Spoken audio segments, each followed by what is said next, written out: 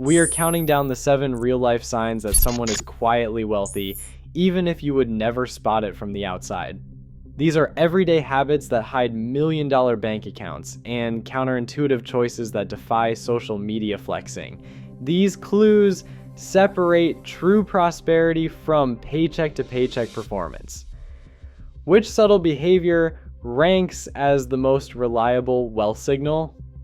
Let us kick off the countdown with number 7. A surprising number of millionaires take vacations that would never make it onto anyone's highlight reel. Instead of posting Santorini sunsets or Bali infinity pools, they pitch tents at state parks or road trip in old trucks. The math behind this is not glamorous, but it is brutal. Put a $7,000 trip on a credit card and make only minimum payments, and you will quietly shell out $13,000 or more thanks to 20% interest.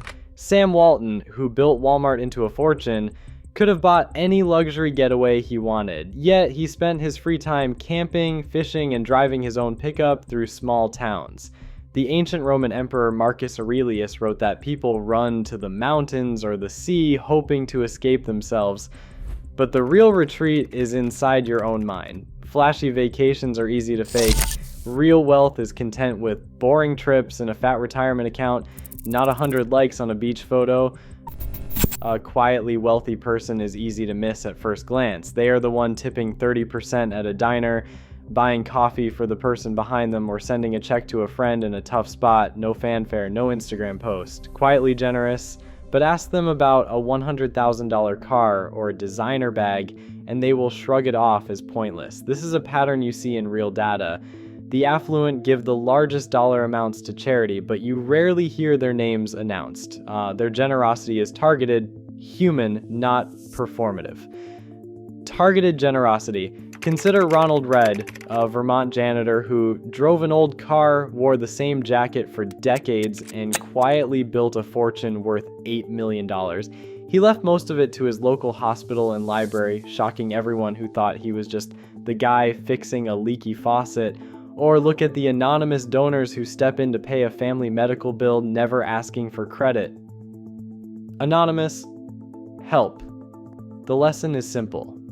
Real wealth shows up where it matters, helping people, not feeding ego. Generous in small things, cheap in big things. That is the habit that builds freedom, not just a fat bank account. Freedom matters. $1 million net worth doesn't always come with a mansion or a gated driveway. In fact, most real millionaires live in regular neighborhoods, sometimes next door to people who have no idea. Take 2 families. One stretches to buy an $800,000 house with a $6,000 monthly mortgage. Their kitchen is granite, their driveway is packed with new SUVs, but their emergency fund is empty, and their retirement savings are a joke. Across town, another family lives in a $250,000 home. Their mortgage is a fraction of their income, well under the 25% guideline used by financial planners. Instead of worrying about the next paycheck, they quietly invest the difference, building a portfolio worth millions over time. National surveys show that many Americans spend 40 to 60% of their income just to keep a roof over their heads. The quietly wealthy keep housing costs below 25%, and that gap is not about comfort, it is about freedom. The biblical parable of the rich fool warns against building bigger barns while ignoring what really matters. More house does not mean more wealth. The smallest house you are comfortable in is often the biggest financial advantage you will ever have. Steve Jobs had access to billions, but he wore the same black turtleneck, jeans, and sneakers every day. Mark Zuckerberg sticks to gray t-shirts and hoodies. Einstein filled his closet with identical gray suits.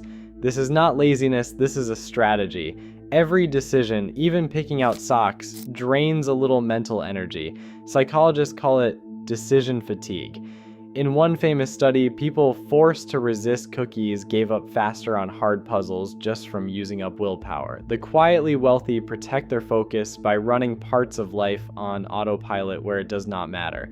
They save their brain power for real problems, not for matching outfits. When you repeat the same clothes, you buy less. The money that could have gone into a walk-in closet ends up in an investment account instead. The result is less stress, more time, and a net worth that grows quietly in the background. Wealthy people do not need a new look for every day. They want new assets for every year. Wealthy people are obsessed with value, not just for big purchases, but for every dollar that leaves their pocket. John D. Rockefeller, who built Standard Oil into a money machine, once argued for days with a supplier over a 5-cent overcharge. That's right, a man with more money than entire cities fighting over a nickel. He credited his fortune to watching the pennies, not just the piles. The quietly rich will ask the waiter, what is the best value on the menu, while the table with maxed out credit cards waves off the price.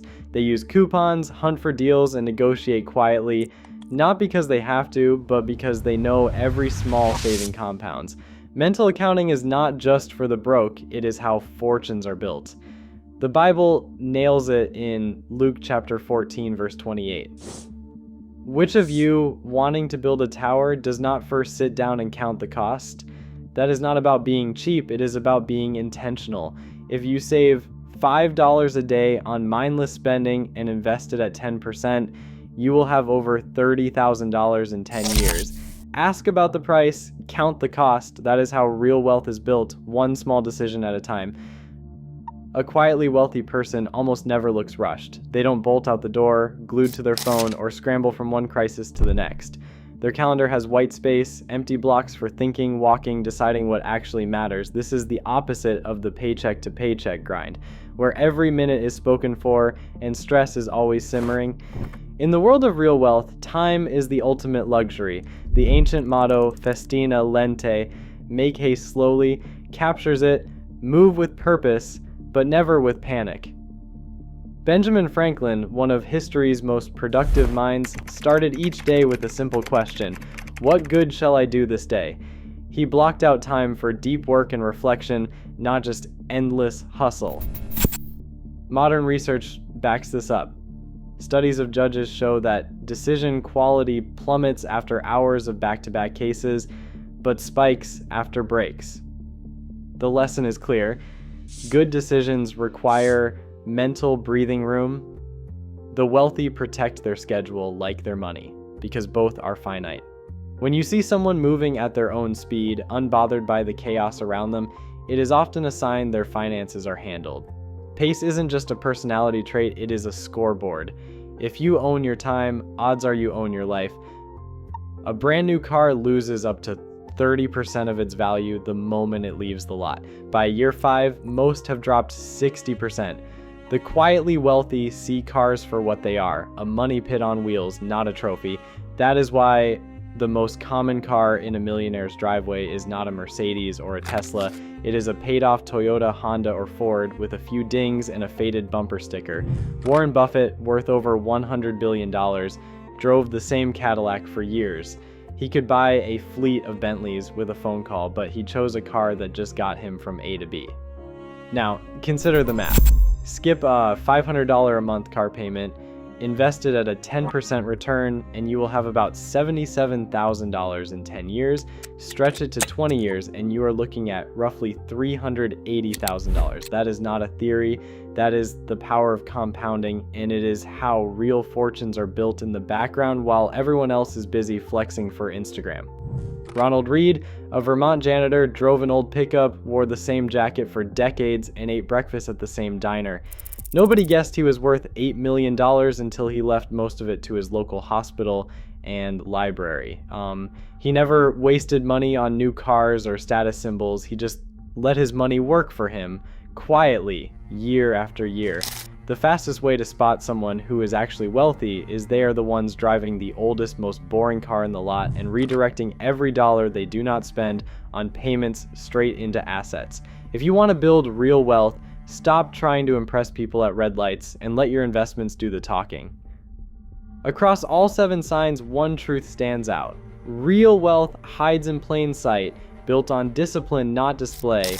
The quietly rich are not chasing applause, they are accumulating freedom. In a world obsessed with appearances, the richest move differently. Remember, true prosperity is not loud.